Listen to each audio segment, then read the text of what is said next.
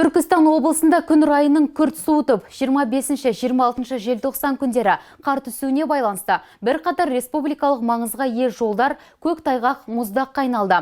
Бұл ретте Шымкент-Ташкент бағытындағы жол бойында маңызды Қазығұрт асуы бар. Аталмыш асу аймағына жауапты Қазавтожол ұлттық компаниясы акционерлік қоғамы Түркістан облыстық филиалының бөлімше шебері Берік Қалаубаевтың айтуынша, бұл бағытта бүгінде қозғалыс қалыпты деңгейде. Шымкент қаласының қоқыс полигон аймағынан бастап Қазығұрт ауданына қарасты Жіңішке ауылына дейінгі 33 шақырымдық жолға жауапты бөлім өз аумақтарына инертті материалдар сеуіп, асу аумағын қардан тазартып шыққан. Осылай деген Қазығұрт асуының жол шебері тиісті учаскеде 6 техника мен 20 шақты жұмысшы екі ауысымда еңбек ететіндігін айтады. Биылғы қыс маусымында асу маңындағы арнайы базаға 1400 куб құм мен 150 тонна тұз әзірленген.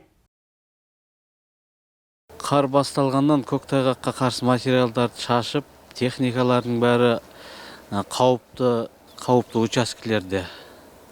Үстіне жаңа көктайғаққа қарсы материалдарын артып, қауіпті жерлерге қойып қоямыз дежурствоға. Қалай көктайғақ басталатын жағдайда сразу сеуіп, мынау өтіп жатқан жолаушыларға кедергі болмау керек. Сондықтан алдын ала дайындықтарын бәрін дайындап, техникаларымызды дайындап, жолда дежурствода тұрамыз. Тайғақ қылмауға тырысып, барлық жерге көктайғақ қарсы материалдарды сеуіп тұрдық. Бізге қарасты учаскеде жол апаты тіркелген жоқ кешегі қарда. Жазғы баллондарымен жүргендер шетке бет тайып шығып тоқтап қалғандары болды. Бірақ жол апаты тіркелген жоқ. Асу жабылған жоқ, техникаларымыз жеткілікті, барлығына алдын ала үлгеріп, барлығына сеуіп, тазалап үлгеріп отырдық. Жолаушылар енді жылдамдықты шектен тыс асырып жүреді. Жүргізушілер бар, мен қыстық баллон сабағам дейді, жаңағы өте қатты жылдамдықпен жүреді. Сондай жағдайларда бір жерлерден тайып, құрғақ асфальттен де тайып кететін жерлер болады. Мен қысқы баллоным бар деп шығады.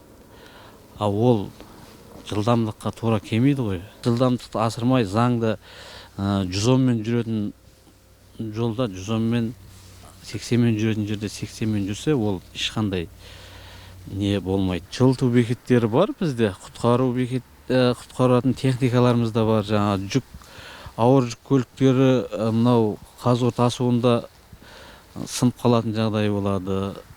Сол кездерде біз буксирмен шығарып, көмектесіп, неғып жеріп тұрамыз.